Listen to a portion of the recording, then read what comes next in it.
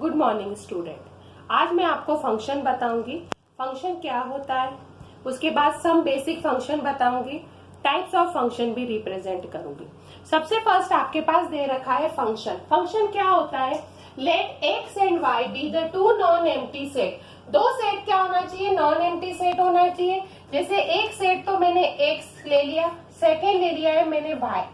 दो सेट ले रहे हैं, दोनों में कुछ ना कुछ वैल्यू होना चाहिए। जरूरी नहीं है कि वैल्यू क्या है एक दूसरे से रिलेटेड ही हो, पर ये नहीं कि खाली ब्लैंक हो, ब्लैंक की कंडीशन नहीं। इसलिए ये लाइन का मीन है कि नॉन एम्प्टी सेट होना चाहिए। और subset of X cross Y is called a function from X to Y. Means इसके जो एलिमेंट होंगे वो इसके अंदर ही बिलोंग करेंगे और इसके एलिमेंट वाई के अंदर ही बिलोंग करेंगे। जैसे सिंपल सा एक एग्जांपल ले लिया है मैंने, 1 2 3। 1 का स्क्वायर तो 1 होता है, 2 का स्क्वायर 4 होता है, 3 का स्क्वायर 9 होता है। 1 1 से रिलेटेड है, 2 4 से रिलेटेड है और 3 9 से रिलेटेड है।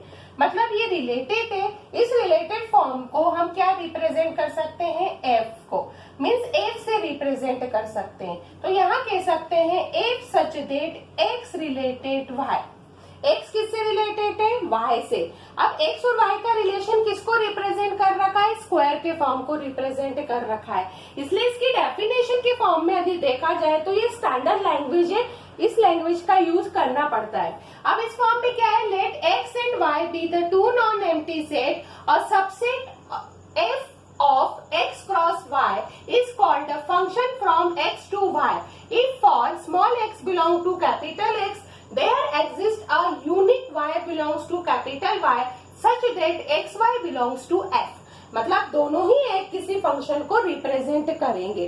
अब इसके अंदर क्या होते हैं, बेसिक कुछ फंक्शन है, वो अच्छे से आप नोट डाउन कर लीजिए या इसको सुन लीजिए, जो हम लोग 11th में भी पढ़ चुके हैं कि बेसिक क्या फंक्शंस होते हैं। जैसे फर्स्ट दे रखा है कांस्टेंट फंक्शन। कांस्टेंट फंक्शन का मीन होता है F of X equal to K. K means क्या है, एनी कांस्टेंट, चाहे एफ ऑफ एक्स की वैल्यू 2 हो, 3 हो, 4 हो, मीन्स क्या है, एक कांस्टेंट फॉर्म को रिप्रेजेंट करती है। जैसे सिंपल में इसका ग्राफ देखा जाए तो कांस्टेंट कैसे बनता है, मैंने लिखा है F of X equal to K. Means K की वैल्यू क्या है, सपोज 2 दे रखी है, तो x की वैल्यू 1 हो तो भी y की वैल्यू कितनी होगी, 2 ही होगी। तो हम क्या करते हैं कि लेट f ऑफ x को हम एज्यूम करते हैं y, means y equal to 2 हो गया। जब हम एक टेबल बनाते हैं x और y के फॉर्म में देखते हैं, 1 पर भी 2, 2 पर भी 2, 3 पर भी 2, 4 पर भी 2, मीन्स सारी वैल्यू क्या आ रही है, कांस्टेंट होती है। जब ये कांस्टेंट होगी तो इसका जो ग्राफ रिप्रेजेंट होगा वो किस फॉर्म में होगा, ग्राफ की कैटेगरी भी देख लीजिए। इसमें यहाँ पर दे रखा है 0 1 2 3 4, ये एक्स एक्सिस है, 1 2 3 4 ये वाई एक्सिस है।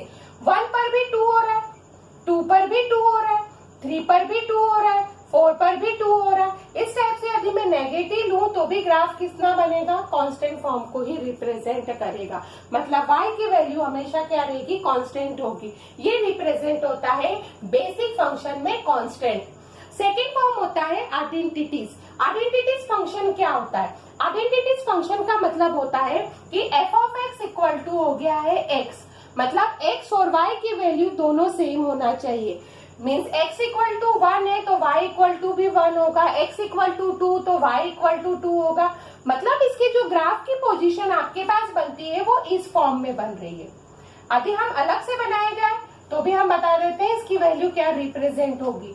जैसे हमने ग्राफ ड्रॉ कर रखा है 1 2 3 1 2 3, 1 पर भी 1, 2 पर 2, 3 पर 3, 0 पर 0। तो ये हो गया आपका आइडेंटिटीज, ग्राफ को रिप्रेजेंट करता है। ये हो गया आपका सेकेंड फॉर्म।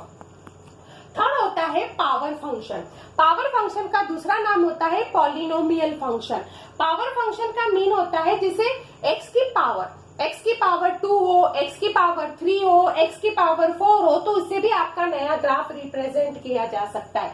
आप चाहे तो ये कोई ग्राफ आपको ड्रॉ करने के लिए नहीं आता है, पर बेसिक चीजें हैं जो आपको पता होनी चाहिए। आप एक्स स्क्वायर का ग्राफ बना सकते हैं, एक्स क्यूब का ग्राफ बना सकते हो, तो ये किस में आता है, पावर फंक्शन को रिप्रेजेंट करता है। अब फोर्थ होता है मॉडुलस फंक्शन। मॉडुलस फंक्शन का मीन होता x equal to mod of x। Means इसमें जो वैल्यू रिप्रेजेंट करती है वो नेगेटिव और पॉजिटिव दोनों में बनेगी। मतलब ग्राफ पॉजिटिव में बन रहा है तो ग्राफ नेगेटिव में भी बनेगा। मॉडुलस फंक्शन के यहाँ पर क्वेश्चन फंक्शन में पूछे जा सकते हैं। तो ये वाला फॉर्म होता है मॉडुलस फंक्शन। अगला फॉर्म होता है सिग्नम फंक्शन। सिग्नम फंक्शन का मतलब होता है कि आपका जो फॉर्म होगा वो डायरेक्टली जाएगा, जैसे 1 से 2 की तरफ डायरेक्ट वैल्यू जा रही है या आपके पास माइनस के फॉर्म में डायरेक्टली वैल्यू जा रही है, ये सिग्नम फंक्शन को रिप्रेजेंट करता है। आगे फॉर्म होता है greatest integer function. Greatest integer function का मतलब होता है कि इसमें जो वैल्यू रहती है, जैसे माइनस का 3.75, तो माइनस का है, ग्रेटेस्ट इंटीजर को एक्चुअल में जो रिप्रेजेंट करते हैं ना वो इस पार्ट से रिप्रेजेंट किया जाता है। तो ग्रेटेस्ट इंटीजर की जो वैल्यू रहती है, यदि वो 3.75 है तो भी आंसर आएगा माइनस का 4, क्योंकि माइनस के फॉर्म में आ रही छोटी वैल्यू को रिप्रेजेंट करता है। इसको इस ब्लॉक में ही लिखा जाता है। ये होता है ग्रेटेस्ट इंटीजर का फॉर्म। आगे आता है स्मॉलेस्ट इंटीजर फंक्शन। जैसे ग्रेटेस्ट होता है वैसे ही पार्ट इसमें क्या होता है, ब्लॉक वाइज रिप्रेजेंट होता है। तो ये फॉर्म रिप्रेजेंट होता है स्मॉलेस्ट फंक्शन। अब इसमें लेस देन की वैल्यू आती है ग्रेटेस्ट में, तो इसमें ग्रेटर देन की वैल्यू को रिप्रेजेंट किया जाता है।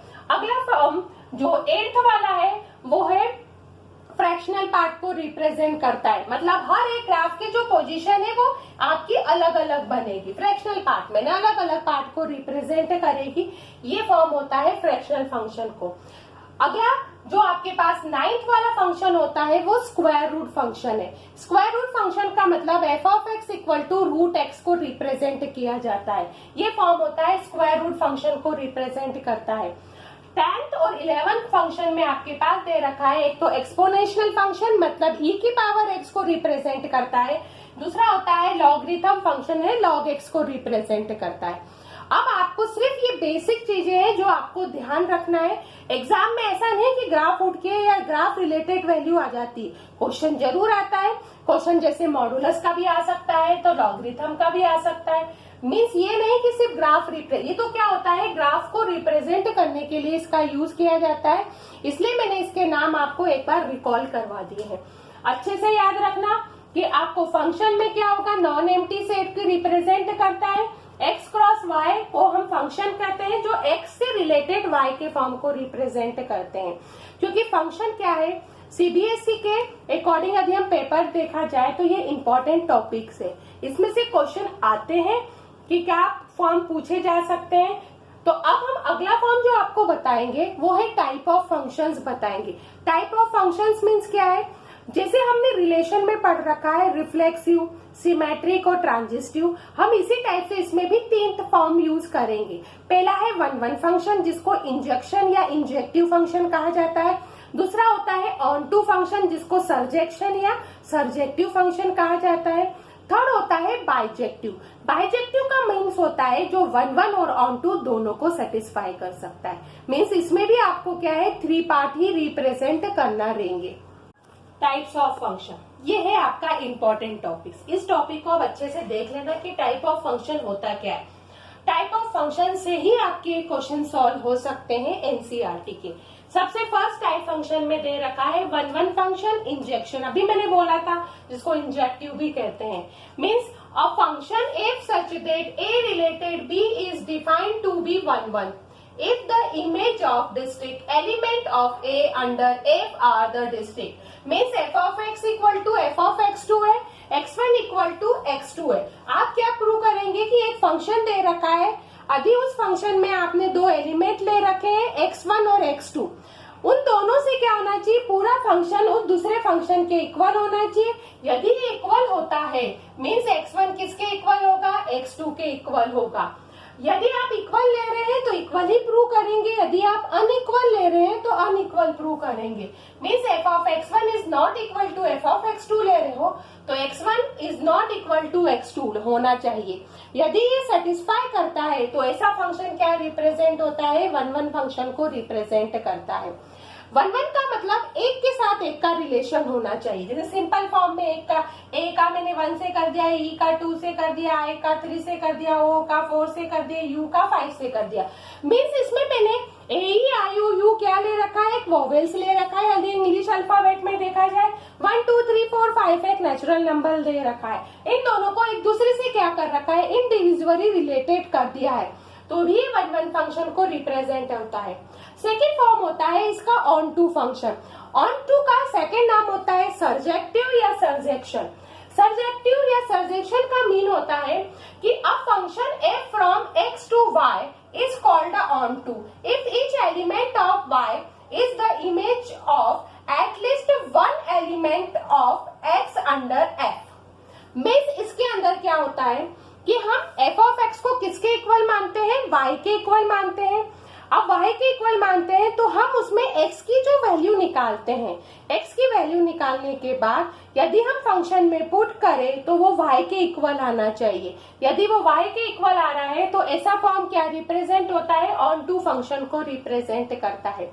थर्ड होता है बाइजेक्शन, मतलब वन वन और ऑन टू। यदि आप देखा जाए a function f such that x related y is a bijection if f is a both one one and onto. यदि वन वन और ऑन टू दोनों को सेटिस्फाई करता है तो ये फॉर्म क्या रिप्रेजेंट होता है, बाइजेक्शन को रिप्रेजेंट किया जाता है। मीन्स जैसे f of x equal to f of y लिया तो x y के इक्वल है, x y लो, x1 x2 लो, जो भी लो फॉर्म क्या आना चाहिए, इक्वल होना चाहिए। ये रिप्रेजेंट होता है वन वन को। ऑन टू का मतलब होता है small y belongs to capital Y, there exist x belongs to capital X such that f of x equal to y। ऐसा फॉर्म क्या रिप्रेजेंट होता है आपके पास, बाइजेक्टिव के फॉर्म को या बाइजेक्शन के फॉर्म को रिप्रेजेंट करता है। ये आपके पास इंपॉर्टेंट है, आपको अच्छे से याद रखना है इस फॉर्म में। एक बार फिर बता देती हूँ इसमें वैल्यू क्या रिप्रेजेंट कर रखी है। पहला वन वन है, वन वन का मतलब क्या होता है, f of x1 f of x2 के इक्वल होना चाहिए, मीन्स x1 x2 के इक्वल होना चाहिए। सेकेंड फॉर्म होता है ऑन टू। ऑन टू का मतलब होता है कि स्मॉल जो भी आपका एलिमेंट है वो कैपिटल को बिलोंग करना चाहिए। स्मॉल a होगा तो कैपिटल A को रिप्रेजेंट करता है, कोई भी सेट्स होगा उस फॉर्म में रिप्रेजेंट, या कोई फंक्शन है उसको रिप्रेजेंट करेगा। इसका मीन है कि आपके पास सिंपल फॉर्म याद रखो कि f of x y के इक्वल होना चाहिए। यदि ये सेटिस्फाई करता है कि f of x y के इक्वल है तो वो ऑन टू फंक्शन है, मतलब सर्जेक्टिव फंक्शन को रिप्रेजेंट करता है। यदि ये दोनों को सेटिस्फाई करता है, मतलब वन वन को भी सेटिस्फाई करता है और ऑन टू को भी सेटिस्फाई करता है, तो ऐसा फॉर्म क्या रिप्रेजेंट होता है, ये रिप्रेजेंट करता है बाइजेक्शन या बाइजेक्टिव को रिप्रेजेंट करता है। क्योंकि एनसीईआरटी में आपको रिप्रेजेंट कर रखा है इंजेक्टिव, सर्जेक्टिव और बाइजेक्टिव के फॉर्म को रिप्रेजेंट करके रखा हुआ है। सिंपल ध्यान रखना कि ये तीनों फॉर्म बहुत इंपॉर्टेंट है। जो मैंने बेसिक फंक्शन बताए थे उसमें से आधे से अधिक तो आप 11th में भी कर चुके हैं, ग्राफ के थ्रू रिप्रेजेंट कर चुके होंगे।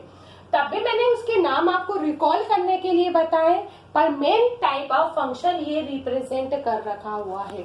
अब मैं आपको एनसीईआरटी की 1.2 एक्सरसाइज के क्वेश्चंस बताऊंगी। 1.2 का क्वेश्चन देखिए। First question, show that the function f such that r star related r defined by the f of x equal to 1 by x is 1 1 and on 2। सबसे पहले आपको बताना है कि ये f of x equal to 1 by x 1 1 और onto function है। पहले तो आपको ये प्रूव करना है। उसके बाद ये बोल रखा है जो रियल नंबर है r star is then the set of all non zero real numbers. तो यदि ये रियल नंबर तो दे ही रखा है, उस क्वेश्चन में पूछा है is the result true if the domain r star is a replace by n। n का मतलब नेचुरल नंबर है with the codomain beginning the same as the real numbers।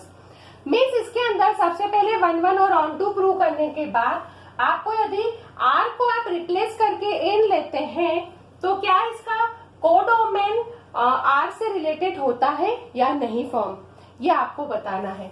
सबसे फर्स्ट इस क्वेश्चन को सॉल्व करते वक्त हमने पहला फॉर्म ले रखा है 1 1 फंक्शन। 1 1 फंक्शन का मीन होता है f of x1 equal to f of x2 का फॉर्म रिप्रेजेंट होना चाहिए, मतलब दो कैटेगरीज में रिप्रेजेंट होगी।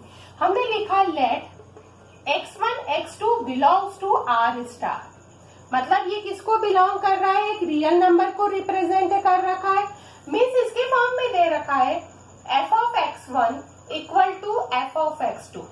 Means 1/x1 equal to 1/x2, क्योंकि f ऑफ x किसके इक्वल है, 1/x के इक्वल दे रखा है, तो हमने x के प्लेस पर x1 ले लिया है, क्योंकि वो भी एक r को ही रिप्रेजेंट कर रखा है। मीन्स x1 किसके इक्वल हो गया है, x2 के इक्वल हो गया है। यदि x1 x2 के इक्वल हो गया है, मीन्स हम कह सकते हैं कि r star is a 1-1 function. हो गया प्रूव, ये इस टाइप से इक्वल आना चाहिए। ये हो गया है 1-1 फंक्शन को रिप्रेजेंट कर रखा है। दूसरा फॉर्म आपके पास दे रखा है ऑन टू फंक्शन।